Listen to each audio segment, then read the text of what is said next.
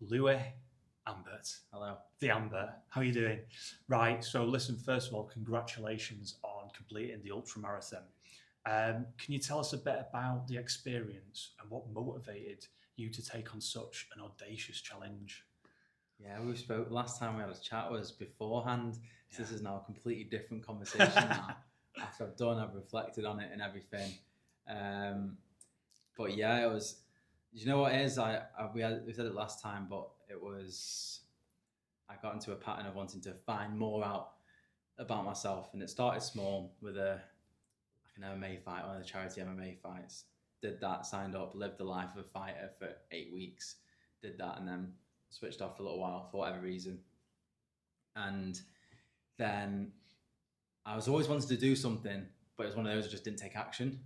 And it was beginning of last year, where my mum was being sent to get a liver transplant because she had liver cancer. So this was like a real catalyst. I was like, right, it's weird that it's taken this for me to do this.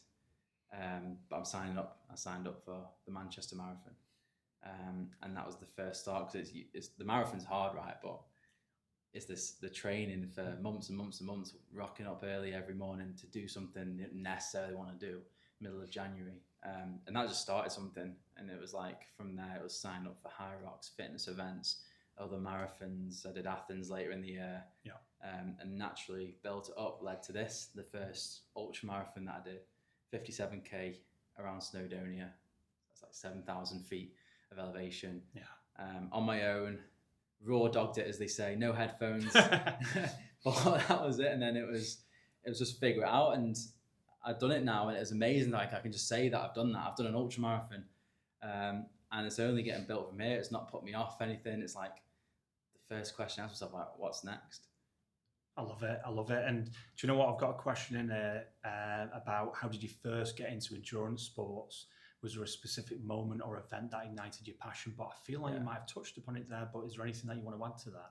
Yeah, it's like naturally it was the Manchester Marathon because it was cool. Every Saturday, me and my mate would wake up early in the morning, 4 a.m. I'd have my brekkie, pancakes, religious pancakes, honey, peanut butter, and we would go up before the sun and go for runs. It started off like 15k, built it to 18, 22, 24, 26, built it up all the way, I think it's 36. Every week just doing that, and that was just pretty cool. Like we were discovering more every week and we were doing it together, and that led to the marathon, getting that done. Massive milestone, an emotional one as well when I crossed the line. Yeah. And then it was like I can't just stop here. It's just like, what's next? And just sign up for that. So that was really the catalyst. Manchester Marathon. Okay. I did Athens Marathon November that year as well. So same again. It was still, there was not really as much of a driver because my mum had her transplant by then. But it was still like, let's do this and figure out what I want to do. And that really pushed me. Athens Marathon, the original marathon was, that was hilly as fuck, basically. And is that a technical term? That's what they said in Athens, I think. And that was, honestly, that was hell. But we got that done. And it's like, naturally, what's next? And now it's funny as well because I've never been like a runner.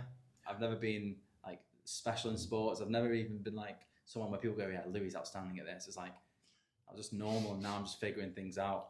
That's why I think it's quite relatable, is because a lot of people either doing the exact same thing as they were doing or are doing now. Yeah. And now I'm figuring all this stuff out and pushing it even more, which is pretty cool. Beautiful work. So we're going to move into the mindset and motivation now. So what would you say is the driving force behind your commitment to your physical and mental limits? So what keeps you motivated during those long, lonely training runs? Yeah, there's a few things, and it's something I'm trying to figure out, because I find that when it gets long and relentless and monotonous, it's my mind just switches off. So I remember in Snowdonia, 42 km, that's when we hit Snowdonia. You had to climb, and it was like a 2-hour climb. And I genuinely think back, and I couldn't think what I was thinking of, whether it was like trying to push myself through or battling thoughts. I genuinely think I just switched off. But there's been times when it's like, when do we sign up for these things? We don't sign up for the nice easy 5k midweek. We don't sign up for the first 15k of the race. Like, you sign up for when it gets hard, because that's the thing you're going to learn from. for me anyway. So that was the main thing. Like when it got tough, I was like, this is a chance for me to figure something out. And obviously now as well, I'm building the Elevate project where I'm trying to encourage people and let them figure things out in terms of pushing their own perceived boundary. So that's also a motivator in doing that. Yeah. This is a chance for me to push my own perceived boundary in fitness, figure new stuff out, and then I can pass that on to other people and help others. Beautiful work. Yeah. Beautiful work. So ultramarathons, they're as much a mental battle as a physical one. Yeah. Can you walk us through some of the mindset strategies you use to overcome doubt, pain, fatigue? During the race. During the race. Yeah, I think we touched upon this before. We've had a few conversations, but for me, it can be quite cliche, but it's like being present. And I always try and encourage this because the mind wanders. It wanders into the future, how long you got left. It wanders back in the past, why the hell am I doing this? None of that's going to help. Like if you think in the future, you're 10K in and you've got 40K left and you're thinking, I've got 40K left, great. There's no point because that's all you're thinking of. So for me, and you have to be quite proactive with it because that thought of this 40K left might pop up again and again and again. And it's like, bring yourself to now. And it's like, set yourself little milestones, whether for me, it's like, right, get to the next kilometer, the next checkpoint, the next tree. If you need to break it down to the tree 50 meters in front of you. And for me, that's what helps me stay present. And if I keep focused on that, eventually that thought for a while anyway, goes out my head that, oh, there's 40K left.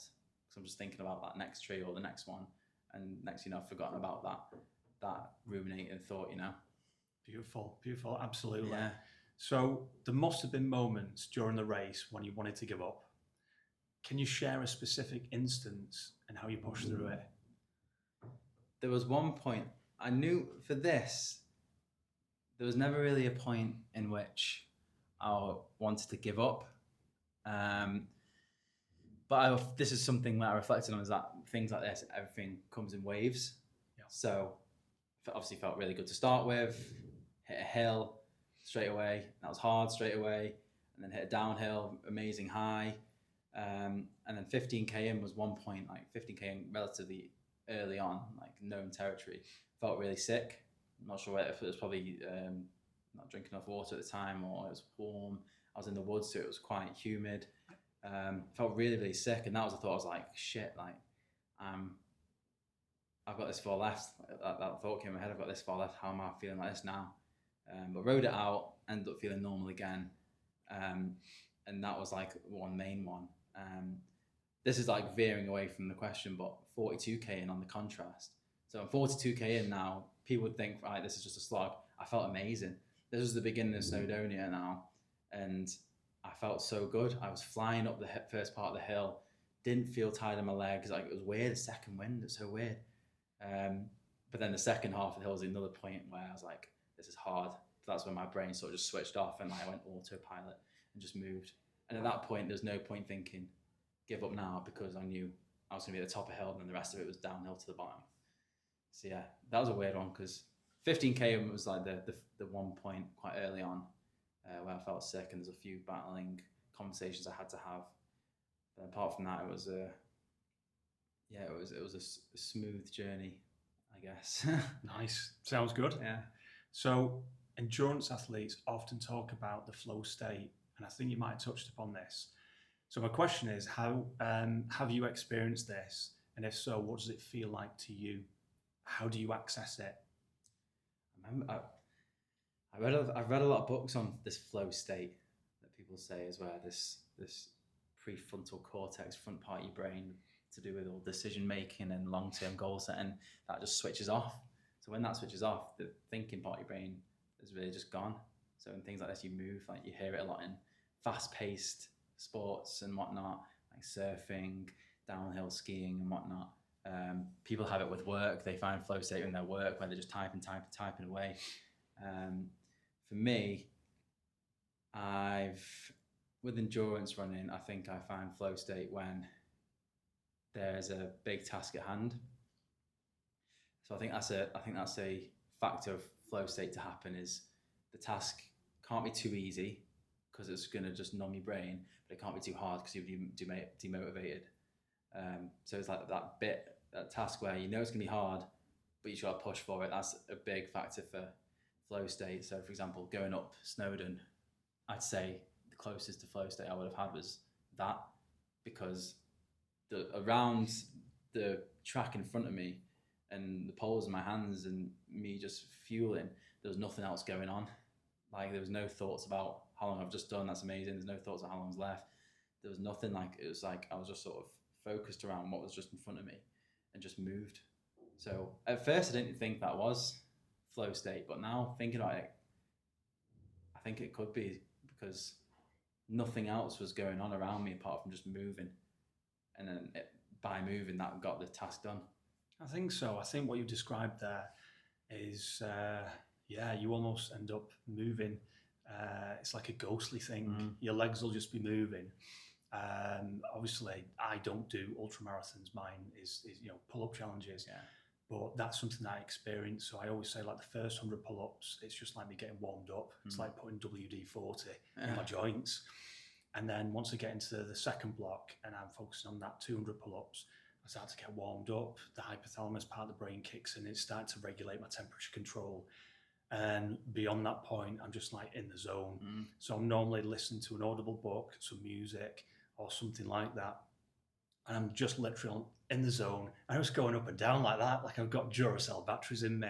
So I would sort of describe it as if, like, nothing can penetrate that moment. All I'm thinking about is being in that moment.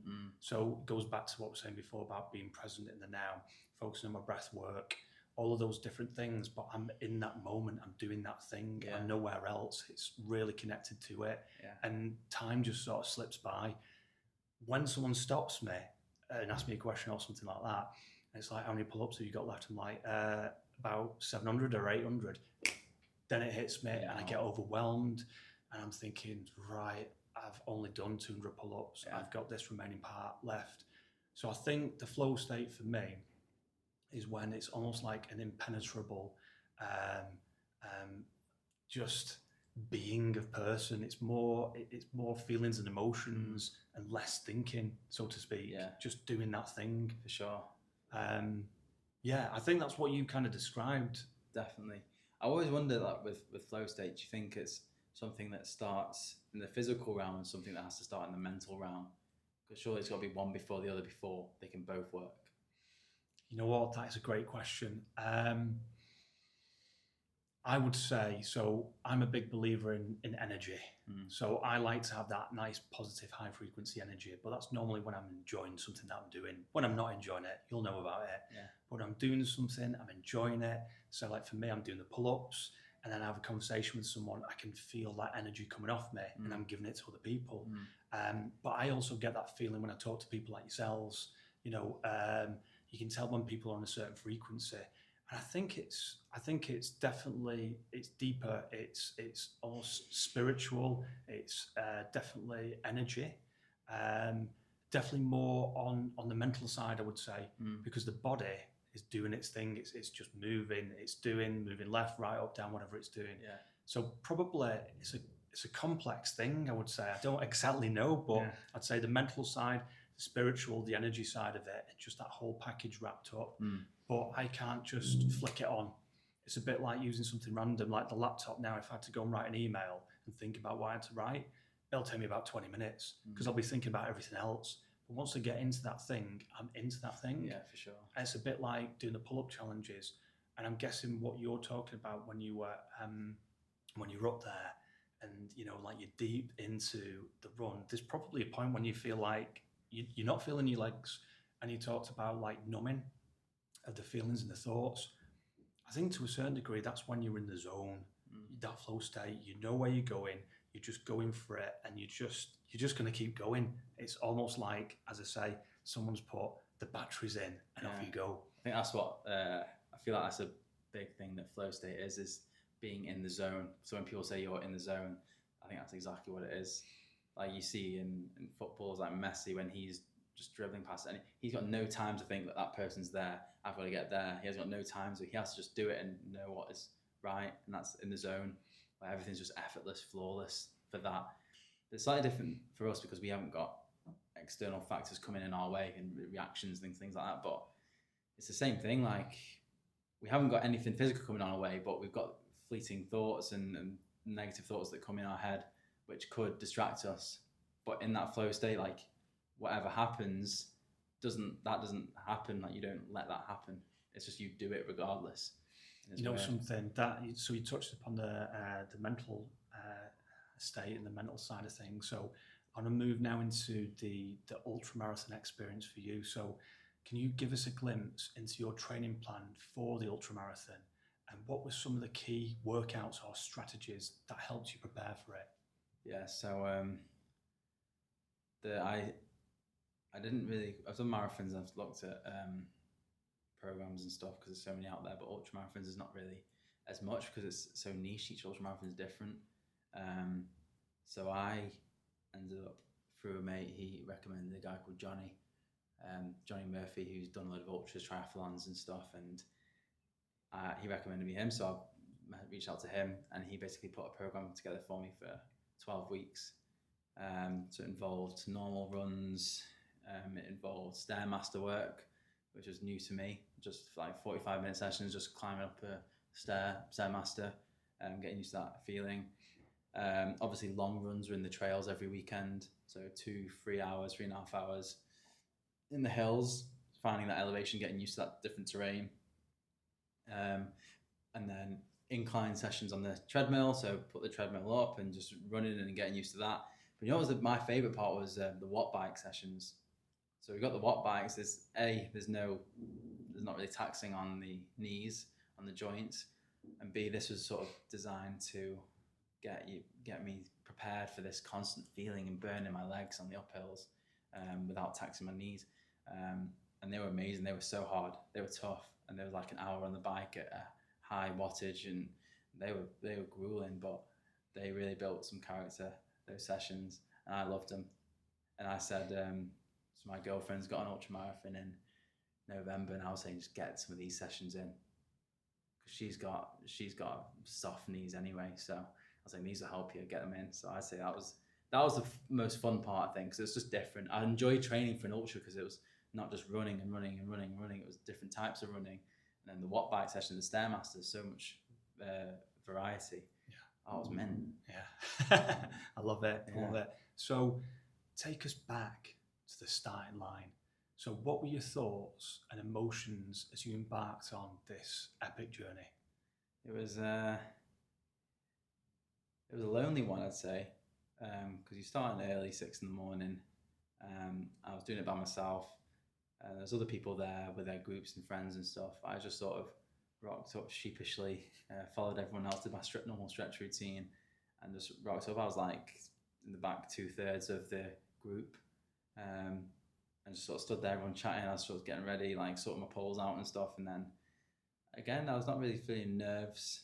I was feeling excitement, and it was weird because as soon as I started, in my head it was like, "This is it now. Like I'm just in it now.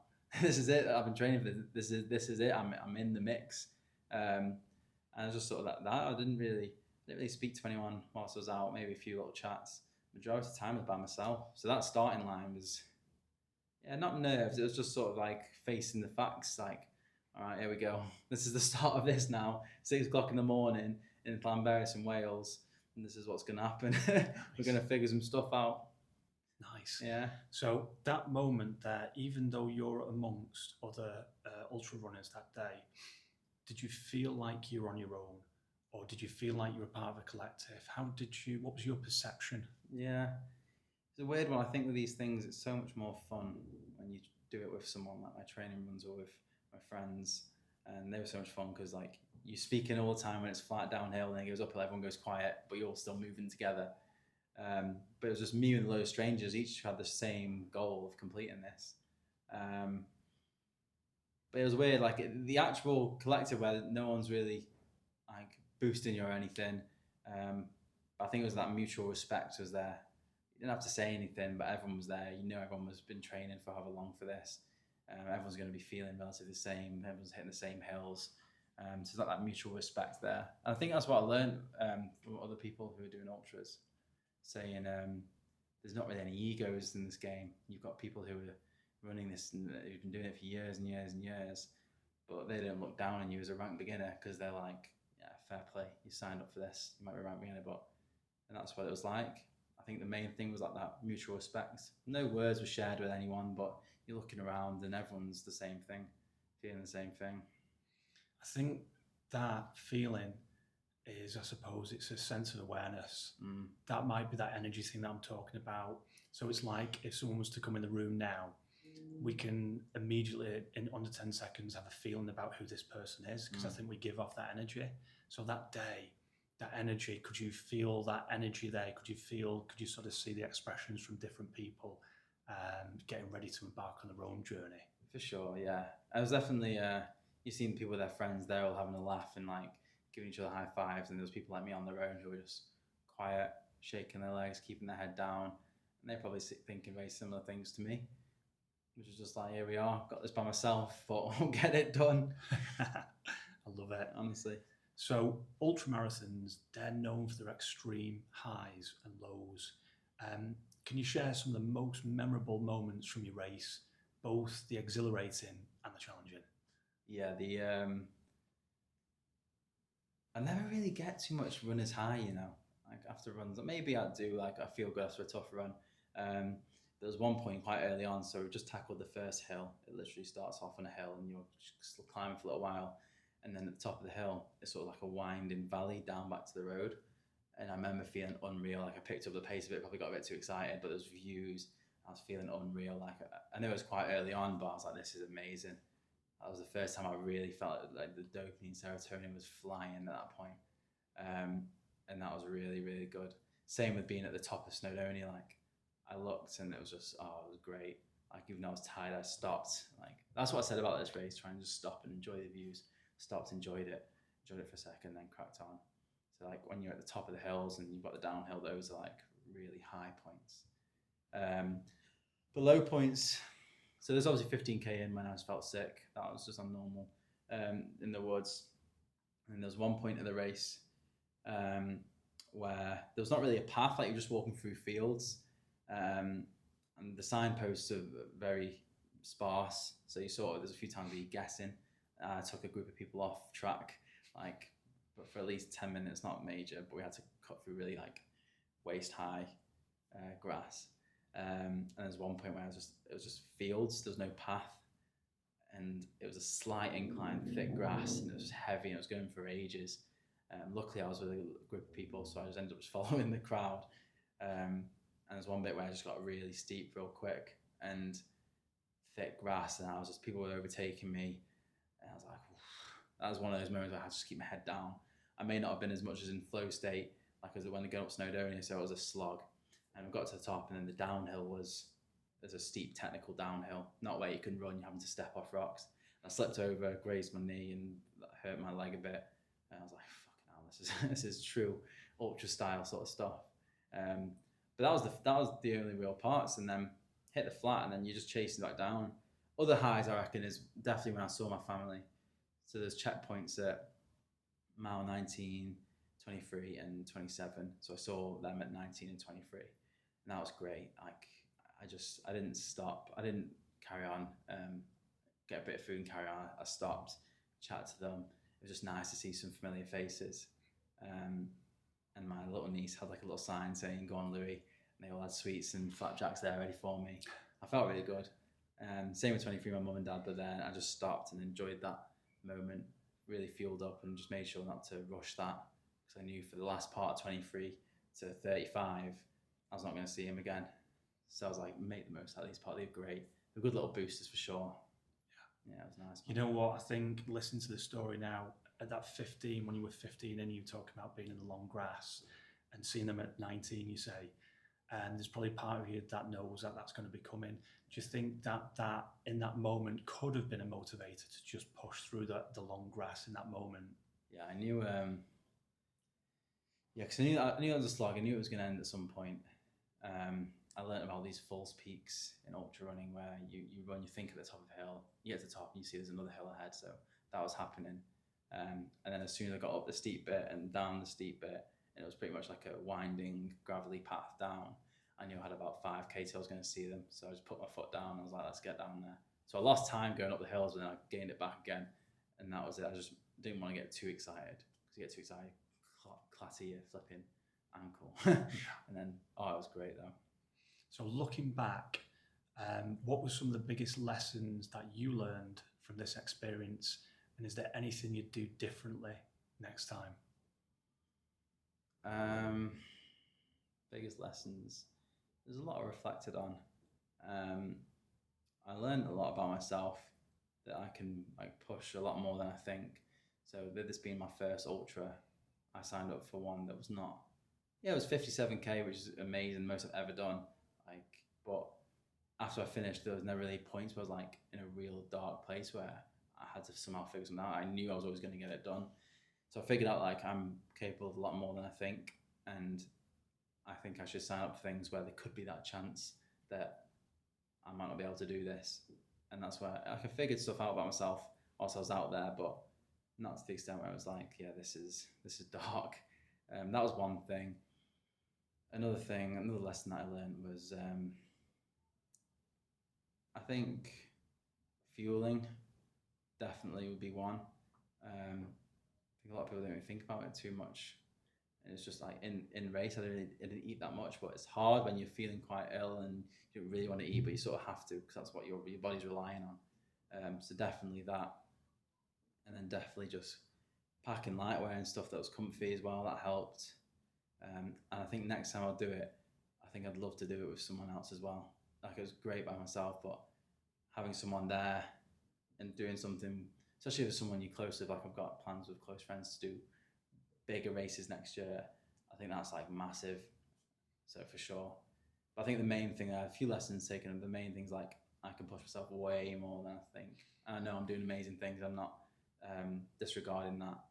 I was we need to really push now and sign up for things that really, really, really scare you. Nice.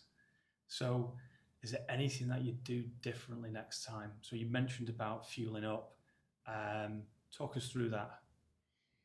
I obviously carb loaded for long runs. Same with the week of the race. I carb load up to the max. I think a lot of hydration as well needed, and just eating things that your body's familiar with. I ended up resorting to gels, which I hadn't used to. Luckily, it was not too bad. But I think definitely it's just experimenting with different foods, what works, what doesn't work. I think I found a few things that work for me, but it's some things could work even better, So I think experimenting more early doors. That's the main thing. There was not an awful mistake that I made, my fueling strategy. And also learning from people who've done it. I sort of just winged it, and I know what a carb is. I know what different types of carbs are. I know what carbs are needed for. But really delving in and looking for those 1% that are going to maximise my performance for sure. So how has completing this ultramarathon impacted other areas of your life? Has it changed your perspective on what's possible? Now, you touched upon that you have pushed yourself, but in other areas of your life, how has that impacted? Off the top of my head, I don't think the event itself would, but it's the process, and a lot of things around the process of training and signing up for it. And it's more just I know it's cliche again, but just doing things. So for example, I signed up for the race, I did it, and then it's every week, I had to just do the thing, no negotiations in my head whether I was tired or not. And same on the day, I was just there just to do it. And I think that's reflected in a lot of lives, a lot of other aspects of my life. So if I've got something that's holding me back with work or something, rather than just trying to come up with something, just do it. If I'm not happy somewhere, just do it. If I want to reach out to someone, just do it. If I want to have a tough conversation with someone, just do it. It's very cliche, but that's the thing. I think a lot of people overthink things too much, me included. Oh, listen, I can be an overthinker. Yeah. 100%. I like to think that I'm not a procrastinator and I do push forward things, but sometimes I can be overly analytical and try and control everything, and then try and think, well, what would that person do, and try and control the outcome. Yeah. And then I realised, you know what, you don't know what that other person's thinking. And sometimes by letting go of control, you can actually relax more and things will just go a certain way. Yeah. But I would definitely say over-analytical, over-analysing can sometimes lead into overwhelm for me. But I need a little bit of that. And I also need a little bit of, right, well, let's just give this thing a go. Let's see how this thing goes. I'm going to put out there that I'm going to do a challenge. It'll either work or it won't work, but I'll give it a go and I'll learn from the mistakes or the successes or the wins. I think that's I get what you mean by that. Like, it's good to analyse and try and forecast a bit of an idea of what's going to happen, how it's going to work. But for me, for example, if I do that too much, I'm probably wasting time trying to think about or come up with the perfect plan. And like you said, I think sometimes you've got to just go out and you've got to just do it, whether you know it's going to be a good plan or not. Try and think in your head, like, what's the worst case scenario here? Most of the time, it's not awful. Like, I remember when I set up my online mindset coaching course, I was waiting quite a while to make it like a perfect course, so I'm not going to make any mistakes whilst I'm teaching it to people. Then at a certain point, I was like, I'm wasting time doing this. I'm just going to do it. If I make a mistake, I make a mistake. What's the worst case? I make a mistake. The other person might not even notice it. And you can laugh about it, say, sorry, I didn't mean to do that or something. And then you can ask for feedback, be comfortable with that. So for me, it's especially with people who wanted to do things and make changes, like naturally as humans, we like patterns. We don't really like change. There's a lot of resistance to change. I think we've got to be open to that and take calculated risks. Yeah, so not like jump all the way into the deep end where you might be fucked. But I think it's more like take a risk where there is uncertainty there, but can you fall back on something? If that makes sense. Yeah, of course it does. And that's what I've been doing with my fitness, but also outside of it as well. I think that's the thing. It's I think sometimes it's there's a great phrase from my late father-in-law, which is be right, be wrong, but don't be confused. Kind of sometimes make that decision, lean into it. And I think the 51% rule, this has been talked about a lot. You can think about something, but sometimes you've got to take action.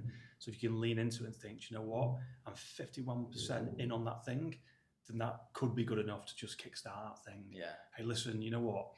I remember when I first started the 50,000 pull-ups challenge way back in 2022, I decided to do it in January to help me through my social anxiety. And I just got my diagnosis back then for autism. So literally I said, right, I'm going to do a challenge, 50,000 pull-ups in February, and then I just went for it. And the thought of just putting this little Amazon sign out, so I'm doing 50,000 pull-ups, raising money for charity. And at the time, I think that some of the gyms were closed because obviously we're in the pandemic and then we're coming out of it. And then just speaking to people and talking to strangers, that was the real challenge for me. Yeah. So I secretly knew that was the real challenge, was just to talk to strangers and just get out of my head. Because at the time I struggled dealing with conversations with close friends, close family. And by doing that, it just took me out of my comfort zone and I distracted people with this big, audacious number, which to be fair, I was overwhelmed by at the time, about 50,000 pull-ups, and then I broke it down. But I just went and I did it. And I started and I filmed it, and it was on Twitter at the time, which is obviously now X. All the wrong platforms, I'm probably sure, but I just went and I did it. And then I've learned from it. Yeah. And then I did the 100,000 pull-up challenge. And then I went through that and I learned from the last one. And I'm learning every day. And it's like when I meet people like yourself, I'm always learning because people have knowledge and experience, but it's what you do with it. So it's like me. It's like I have an approach to pull-ups, should we say? So the pull-up guys approach to pull-ups. I've probably done over 500,000 pull-ups. So I've got certain techniques that I use, and I want to share those and pass those on to people. There's no point in me knowing this stuff and thinking I know all this stuff and not doing anything with it. And I think sometimes it's sharing that good stuff with others. And I feel like I went off on a tangent there, but no, I like it. No, it makes sense. I think I'll say this. That's why I like this. I like conversations like this because we're in different disciplines, but a lot of the foundations are the same in terms of having to rock up every day and be open to making mistakes and trying to push the challenges. So you did 50,000, then it was 100,000, and now you've got more little challenges as well. You've had setbacks with your forearm, the tendinitis. Tendinitis, yeah. And that's the whole journey. But I understand as well, because I might have issue with tendinitis, but I feel like I'm absolutely smashing it, and then something might happen, whether it's in the fitness world or not, and then that's a setback, and it's like, how do you deal with that? So we can share our insights and how it works, and especially because we're in different sort of realms, like we can still apply it. Like you hear about Nike, for example. I remember listening to a podcast on Nike, because like a lot of their innovation, they look at things completely out of the footwear industry. Like NASA, for example, what did NASA do well? And they were looking at that, and it's like, how can we apply these skills from NASA to this? You know what I mean? So it's the same thing really, where it's like, I can learn how you deal with rocking up every day to do a load of pull-ups, big challenge every day, and apply it to my life, and vice versa. Totally agree. I think it's, I suppose my discipline is the pull-up and doing large volumes of endurance pull-ups. And when I have conversations to people about it, in those moments, I always try and humble myself to take myself back to the time when I couldn't do a pull-up. So I think you might do this sometimes. I know a lot of people do this, but if someone says, "Oh, mate, you're smashing, that's amazing," I sometimes follow it with, "Yeah, but you could do it if you spent time focusing and training and doing all these disciplines." And I think that comes from a place of I've had so many injuries over the years, to the point whereby I had shingles on this part here. It covered about 50 centimeters worth of damage. I was on medication at the time, and I hardly take anything. If I have a headache, I question whether I've drank enough water or had enough electrolytes. And I was on nerve medication, and I couldn't train. And this was a period in my life where I'd just been at the peak in my, I was doing weighted muscle ups, and I just felt incredible. And then when I got the shingles and it wiped me out, I think I was out for about maybe 6 months, maybe longer, and they had to wean me off the nerve medication. My mental health took an absolute nosedive, because on a daily basis, I'm used to training hard, training heavy, going the distance, talking to people, which goes back to routine and discipline, those things. And that ties into purpose as well, having that thing to go and do. So when that was gone and that was removed, and I couldn't drive or anything, I couldn't do anything, I was literally just sat in my chair, in my lounge. God, this sounds like an awful story, but basically I couldn't do any of the things that I would normally do. Yeah. I put on loads of unwanted weight. I was eating loads of junk food and all that sort of stuff. And I must admit, when I came through that, and I really pushed myself on that journey, I think I'm going back to 2018, 2019 there. It was hard for me. My confidence was knocked. So when I spoke to people might say, "Oh, I'll just introduce you to Phil. This is a guy that does weighted muscle ups." In that moment, I didn't feel like I was that guy. No. So I'd say, "Oh, I used to do him, but I've been ill." And I'd kind of like drop my self-worth in that moment and put myself down, or give excuses, because I don't know, I think I've always done that sort of thing. And then I'd train myself through it, and then keep training, and then come through it, and then get to the point where I'm doing the weight muscle ups. But I always remember those moments where I suppose it was a low point in my life, because at any point now, I know, like doing big audacious pull-up challenges, which is what I do on a regular basis, that could end at any moment. And I'm not being negative from that perspective. It's just the most recent one happened this year in 2024, when I got the tendinitis. And that genuinely, just picking up a cup of water, it was just aching so much. So getting on the bar and thinking, right, I'm going to do 500 pull-ups or 1,000, it was out the window. And then speaking to loads of people on a daily basis, and them saying, "So what's your challenge today? What are you doing?" And me just saying, "Yeah, to be honest with you, I'm just doing water therapy today. So breathing meditation, and I'm just going to go on the treadmill or do something like that. What's going on with the pull-ups?" And then I'd explain the story. And the more I said it, I think what happened was I got on this negative frequency. And then I started to think, do you know what? Actually, I'm not as good as I thought I was.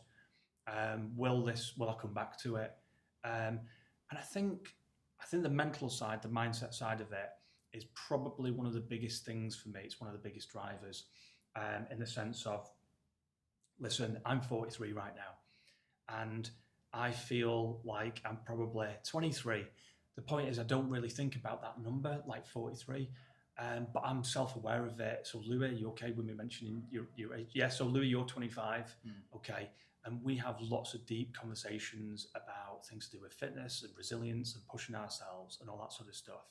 And to be quite honest with you, I don't know another way of doing it. I think that when it comes to fitness and things like that, there are lots of magazines that are published. There are lots of people's workouts that are published saying you should do this, you should do that, and the other. And that's amazing. And that's great because we should be out there inspiring and motivating others. But sometimes it's delving into the details as to why that workout, why did that work for you? And this is kind of why I wanted to do these Q&A sessions like what we're doing now, because the truth is this, at one point in my life, I couldn't do a pull-up. I've had recent injuries where I couldn't do a pull-up. I did a documentary, a 4-hour documentary on YouTube about how I recovered from tendonitis, which I've since found out is like massive. Like people are like, how did you recover? And I'm like, how long have you got? Because I can talk you through it. And I think that goes back to, with me, I want to share my knowledge and my experience with others so they can embark on their own fitness journey, whatever it is. And I don't have all the answers. And I don't consider myself to be the greatest pull-up guy that's ever lived. But given the fact that I focus on one pull-up, own that pull-up, and then scale it into large numbers, I like to see that mastery as something that I can talk about from an expert knowledge level, if that makes sense. Yeah, for sure. I think it's like the beauty of it is that people, there is so much knowledge out there now, and there's so many different ways people are trying to teach you to do something, which is great. And I think what the nice thing is that we have access to that, but also it's like, it's up to us if we want to try that. If it doesn't work, it doesn't work. If it works, amazing. So for you, you've got your way of doing the pull-up and your strategy, and people want to learn, you can teach that, and you can spread the message, because that's the powerful thing that you're doing. And then that's up to people if it works for them, which is nice. And it's the same thing with my course. I tell them, like, these are 12 different insights that have worked for me. I've gone into psychology and science why it's not just a fluke. It can work for you, but it might not. But I always tell people, it's like, the beautiful thing is, if it works, amazing. Like you're going to find one way to level yourself up. And if it doesn't work, still give yourself a pat on the back because you've tried something. And it's trial and error, I think, is the main thing. Yeah, definitely. It's trying something, starting something, learning from something, and then it's an iterative process. It's a continual improvement process, because nothing's final. Like, I've not done that final pull-up. Louis, you filmed the final pull-ups for my 100,000 pull-up challenge. And you know what? In that moment, I remember doing like the last one, the 100,000th pull-up. And honestly, of course, it felt exciting and elevating, but the bits that probably aren't talked about as much is it's like this extreme high. And then it's like kind of like this almost crash of like, it's almost like a sense of loss. It's almost like, right, well, I've done that now. Like, this person has seen me do the last pull-ups, but it's over. That's gone. What's next type of thing. Oh, excuse me.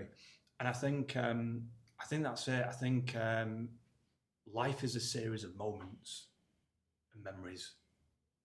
And you talked about being on the peaks when you're on the ultramarathon. And I could ask you to describe them, but you will have that image. I would imagine that you can just capture it right now when you're up there and you're seeing all the hills, the greenery, and you're just feeling that moment. They're the bits that stay with you, I'm guessing. And they're the bits that stay with you on your journey to propel you moving forward. Similar with me, with the pull-up challenges. It's digging into the memory archives, looking at the great stuff, looking at the not so great stuff, and then keeping pushing. So I want to move now onto the coaching and the fitness side of things. So as a coach, how do you help others tap into their inner athlete and achieve their fitness goals, no matter how big or small? I'm always just very encouraging to people, and it's interesting to see how much people doubt themselves. And most of the time, like, this is some stuff that I've learned. I've not done, like, I'm not the top of any game, but what I've learned for me is doing something, saying I'm going to do it, and then doing it. It's an amazing feeling. And sometimes there's that doubt. People always like, yeah, maybe I should go for this time instead, or maybe I should do something a little less. I'm always just like, why? Just go and do it. Like I've been speaking with another guy recently, and he's setting himself a goal for a half marathon, and he's only setting it because he thinks he might be able to do that time. And he's like, I want to get this time, but I think I can only do this one. I was like, mate, aim for the fucking stars. That's what I always say. I'm always trying to back people all the time, because that's what I'm trying to do for myself, and I'd love it when people do it for me. Always just push people, because like the feeling's amazing. Like, and if they don't do it, they'll learn a lot more. And it's a good feeling to do a half marathon in the time that you said, but like do something where there could be that chance that you might not do it, but in signing up for that, you've got to push more than you have pushed before, and the feeling will be even more amazing when you get it done. So I'm always there just to encourage people. If you've got a plan or a target or something, I'm always there backing them up. They've got to back themselves, but I'm there to back them as well, for sure. Nice. So you're passionate about the connection between mental health and physical health. We talk about this quite a bit. How do you incorporate mindset training into your coaching practice? I think it's a tough one, because you can't really just teach people mindset tools and then just go, oh, great, this is going to be great for me now. Like, they've got to practice it, and they've got to take it into action and stuff. And I think it's really being proactive with your thinking before, during, and after certain trainings or sessions, or when you're having certain moments. And it's really being proactive, like how am I thinking right now? So a big one, for example, is, let's say in a tough session, people have got to do 100 jump squats, and they're looking at that number going, fuck, that's a lot. Like they're starting to dread themselves, starting to doubt themselves. And for me, it's like, be proactive, like go back and break this down. So like what you said, for me, a big one I say to people in classes and stuff when I coach is like, get 10 done first. Once you've done 10, then focus on the next 10. If 10's too much, drop it to the next 5. If 5's too much, drop it to the next 2. To help people to do that and stay present and push that.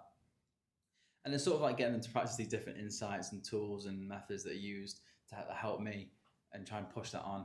And people might not like it, people will like it, but that's the main thing. I'm trying to just push on what I've learned, because then again, it's reinforcing what I've learned as well, and trying to see if it can work for different situations. That makes sense. Do you know what? It makes 100% sense. So I think what we're talking about here is success isn't linear. Like, milestones are good successes. So when you were talking about being on the ultramarathon, you were saying like it could be just getting to that tree that was 50 meters away or whatever it is. Getting to that tree in that moment is a success. It's a milestone. So it's a bit like when I broke down the 100,000 pull-ups. You know, technically I had to commit to 274 pull-ups a day, but that wasn't possible because it didn't allow for rest, recovery, illness, unforeseen circumstances, holidays, whatever. And all of those things happened in 2023. And in the end, I completed the challenge in 151 days, and I think I averaged about 662 pull-ups a day. If you would have said to me at the start of 2023, how many days will you do 100,000 pull-ups in, and what will you average? I wouldn't have known at that moment. But by putting in milestones, breaking down that audacious number, so it was measurable and manageable, it helped along the way. So when you're talking about, say, like the 100 movements that you're talking about, just saying get to the 10 and then take it from there, that is a beautiful indicator, because the way we receive that success, that tick box where we think, yeah, we've achieved it, is to break those things down, because otherwise it's too audacious, it's too overwhelming. If I just rocked up every day and someone said, right, Phil, it's 3rd of January 2023, you've just started your 100,000 pull-ups challenge, how many are you doing today? I don't know, I'll just give it a go. For me as a person, that doesn't work. And I do talk about this quite a lot, and people might be able to relate to this, but when I go into a training session, me personally, I need to know what I'm training that day. I need to know what I'm training. So how many pull-ups am I doing? Am I doing 500 pull-ups, 1,000 pull-ups? Am I doing weight pull-ups? Am I doing some body weight squats? Am I doing push-ups? Am I doing treadmill? And am I putting all those things together, and what does it look like? And the reason for that is that I need to plan that and factor that into my day. So it takes me roughly around about an hour and 20, an hour and 30 minutes to do 500 pull-ups, give or take. Sometimes a bit longer with filming and things like that, but just say an hour and a half to do it. Mm-hmm. And I have a process that I use, so reps, sets, blocks, and milestones. And the reason that I do that is because sometimes people come up to me and say, "Are you the guy that does like loads of pull-ups? How many can you do in a row?" I get asked that all the time, and I get why I get asked it, but I get asked it all the time. So my response invariably is, "I do 5," and they're like, "5? I thought you'd be like smashing out like 50 or 100 in a row." And I explain that, well, that's the target for today, 500 pull-ups, and I break it down. But the reason why I break it down is it's so I can go for the distance because I'm going endurance. So when you put your sneakers on and go out for a run, okay, you're going for the distance, and invariably you know you're doing 3K, 5K, 10K, whatever it is that you're doing, you've got some idea of what you're doing, unless you're just running. With the pull-ups, I've got to be able to break it down so then I can find my flow state, I can find out my pace, I'll be focusing on my breathing, and hand placement, all of these things, because the truth is that day isn't the last day. It's not like, right, this guy's doing X number of pull-ups today and that's it. And then I'll just go and be someone else who does some other type of training. This is a way of life for me. So I've found a process and a technique and a discipline that works. So yeah, I can literally rock up and do those pull-ups and have an amazing session and then carry on with my day and do whatever I need to do.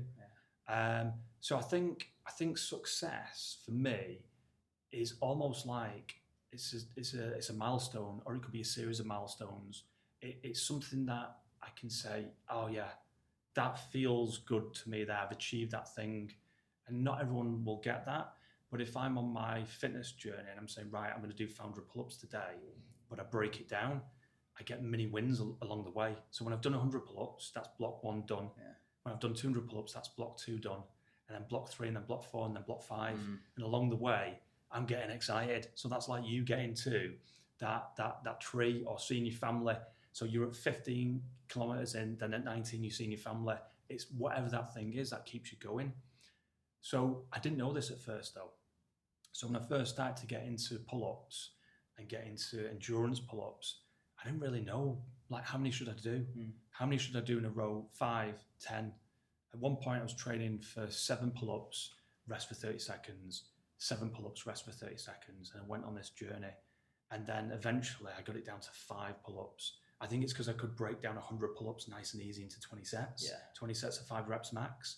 So I just tried to apply a lot of math to it and logic behind it. And I wanted to time it. Like, I know how long it takes me to do, the pull and then the eccentric on the way down and all that sort of stuff. I didn't know any of this in the beginning. When I first started out doing pull-ups, if someone like me was talking about pronated grip, thumbs over, pronated grip, thumbs under, hip tilt, breath work, boat rows, I'd be like, what are you talking about? When I first started getting into pull-ups, I focused on trying to just get my head over the bar. I wasn't thinking about my legs. Like, what are my legs doing? Are they crossed? Am I wiggling them about or anything like that? Now, in that moment when I get into that flow state, it's very much a mind-body connection, and I'm thinking, okay, how am I feeling right now? I'm listening to my heartbeat. I'm focusing on my breath. I'm trying to keep my heart rate low because I'm going for the distance. If that heart rate gets spiked, then guess what? I'm going to start to release adrenaline, and it's going to be too soon, and I don't need it because I'm going. It's like I talk about. It's like the Usain Bolt and the Mo Farah. I've got the Usain Bolt there because I'm getting that nice explosiveness, but I'm going for the distance for the Mo Farah. So milestones, they are the successes for me.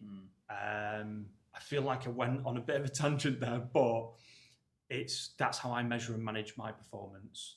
But what excites you about being part of Manchester's fitness community? Because you're a big part of it. What makes Manchester unique to you? I moved to Manchester, obviously for uni. Just planning on enjoying uni life, going out a lot, maybe having a job here, we'll see. Ended up staying here. My friend Mo helped me get into the fitness community, told me to sign up for my level 2, level 3 did. And then he introduced me to Rick, who owns Urban Reform. and I feel like I'm a big part of the urban reform community, and urban reform becoming a big name in the High Rocks fitness world for Manchester City Centre. Some big gyms out of town and stuff, but people say it to us. Like, I always ask new people, like, how have you managed to hear about you? Our friend told you, and so many people say it's like word of mouth. Everyone's saying come here, and it's great because people are coming to a gym for the community, for the sessions, for the coaches, and for the vibes. And it's nice to know that I'm a contributing factor as to why so many people are coming to a gym. Really rewarding feeling, massive, and it's great to be like that and being part of that community and building it and having the opportunity to build it even more is great. And we're building a name, and I'm part of that. And also, people are going to hear about me as a coach and building that as well. This is all really exciting, and I never intended to be in the fitness world at all. Like, this time last year, I was only just considering it. It was never always something I wanted to do. And it's great to be a part of that now and pushing. I've learned so much, and people coming to me for help and telling how much I've helped them and stuff is such a beautiful feeling, because I've never really had that. Maybe I have, but I've not acknowledged it or noticed it or been blind to it. But it's great to be a part of that. And there's a lot of resistance that I've got through becoming part of the fitness industry. I'm so glad I got through it, because it's an amazing feeling. Listen, we're glad to have you part of it, my friend. Oh, mate. 100%. So what is next on your horizon, both as an athlete, endurance athlete, and a coach? Are there any upcoming challenges or projects that we should keep an eye out for? So I'm currently on what I like to call the speed project. So this is just a whole plan to get much faster. I've got a couple of High Rocks races in Birmingham, Paris, October, November time. So then this is the project right now, focus on speed and aim high for these. But I think the next big one, we're looking at triple digits for an ultramarathon next year. Okay, is this like is this fresh info? Is this this is fresh intel? So minimum 100k is getting done next year, and I'm telling you this here. This is the plan. This is the next step. Whether it's a big step or not, this is just the next step. I've done this 57k, and I'll probably do another marathon next year. But yeah, I want 100k or more is what I'm looking at. So I'm currently in the process of seeing what's out there, and within the next month, that's getting sorted. That's getting locked in. That is beautiful. Well, listen, it's recorded now. We've got it on air. It's happening, my friend. It has to happen now. It's got to happen. It has to.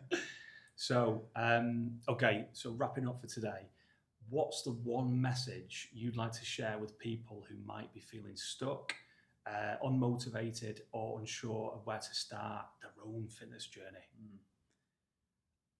I like to think that I'm pretty relatable, because I used to be like a lot of people are, into going out, just doing the bare minimum, or like just enjoying life and coasting, but not really taking the most out of it. And I think a lot of people are scared to take a jump, thinking it is a big jump they need to take.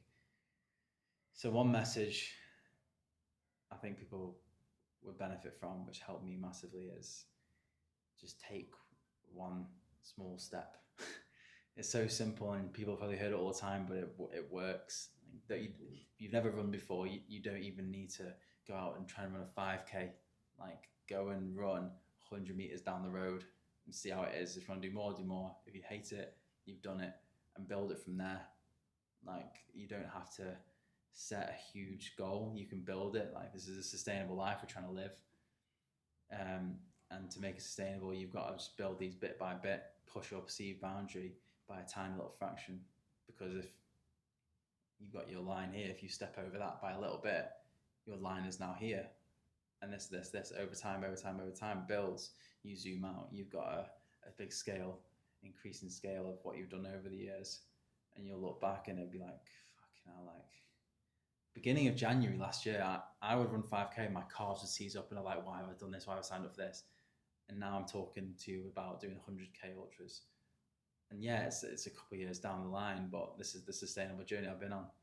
So yeah, find whatever it is that people are wanting to do, take a tiny small step forward that is different to what you're doing now, tiny, and then reassess, and then do it again.